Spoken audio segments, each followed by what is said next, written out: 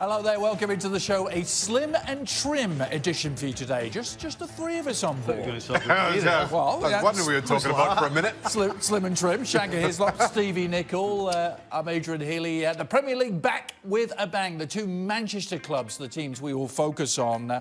United, the first permanent game, first game in with Ole Gunnar Solskjaer as permanent manager. Watford, the visitors, and tell you what, Deulofeu had to come off so he could get the right... How bad this game was? The right This is a highlight. The right colour shorts on.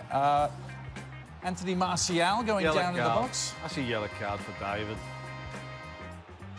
That's what that is. Yeah. I mean, what's this? That's a dive. Yeah. Just throws his legs, falls over. Flopalicious. Yes.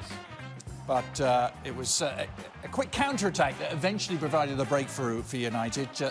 Shaw with the ball through to Rashford, who did the rest. It was an outstanding pass by Luke Shaw to pick out Rashford. Watford committing numbers forward. Shaw picks the pocket.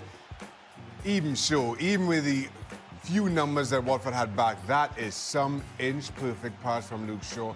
Rashford makes the finish look easy.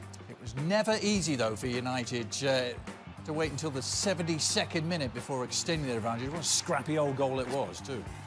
Yeah, it was a bit of a scoop in the end. And again, they've scored against a run of play. Same as the first goal. Yeah, they've been on the back foot for a lot of that second half, haven't they? Somewhat against the run of play. Watford finally did get their goal, but it came too late to really change anything in the game.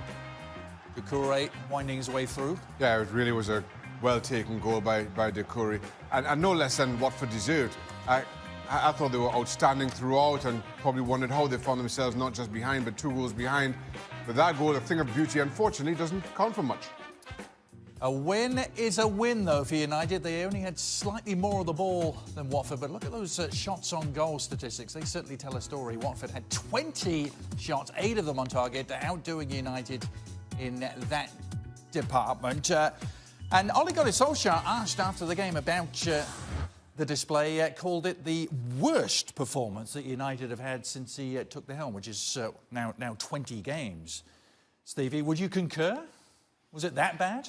Yes, it was. They got completely outplayed. Listen, we always talk about the game's all about results, but I would suggest that Solskjaer, as well as getting results, his team has to put a performance on. And as performances go, this was awful. And yes, I would say this is worse than the Wolves in the FA Cup. I think that would be the one before that. So, yeah, this was awful. And that's the one I was thinking about, which is where we left off, really, with United, wasn't it?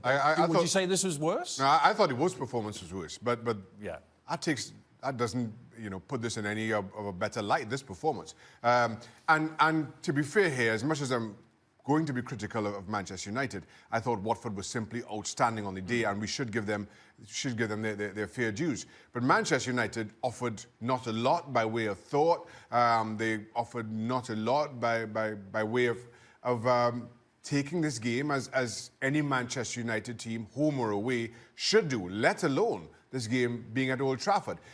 Again, you see the threat that Manchester United poses on the counter-attack.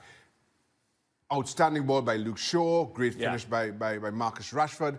But outside of that, this doesn't say Manchester United at all over the course of this game. Solskjaer also offered up, it sounded like an excuse, Stevie, lots of players coming back from injuries, coming back from international break. Remember, they were missing 10 players against PSG. A lot of those players still working. Is that...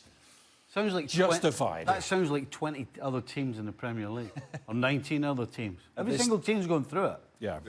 Listen, when you play for Manchester United or any of the big teams, that doesn't come as an excuse. You're not allowed to do that.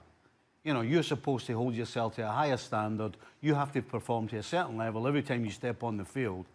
And what makes this one worse than the Wolves one for me is it's at home. That's the difference. They're at home, they're getting pegged back, and they're getting completely dominated in the middle of the field.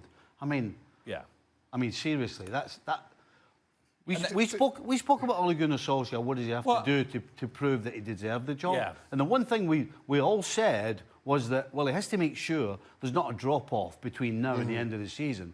Now, yes, they got the result, but if they perform like that, I'll tell you what, Man United might be thinking a different thing come the end of the year. To build on what Stevie's saying, a few weeks ago, I was all praises for Solskjaer, given the fact that they had injuries. And he never made it an excuse. He continued to put out sides that went to the opposition and made the running for the most part. Now, all of a sudden, you find yourself, and maybe it's just a circumstance of where we are right now, that he's just signed a new contract and the guys a win, but now all of a sudden he's blaming injuries.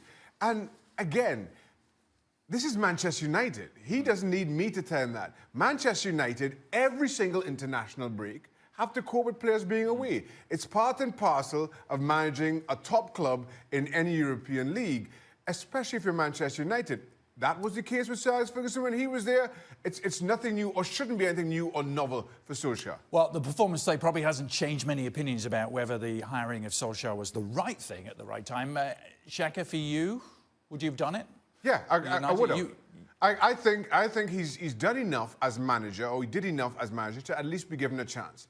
And as we sit right now, if you're thinking who's the right man, who's the right long-term manager for Manchester United, the only name that comes to mind, and that's readily available, is Pochettino. Yeah. And given the fact that he signed a 5-year deal, just over 12 months ago, and to try to get him, you have to get Daniel Levy.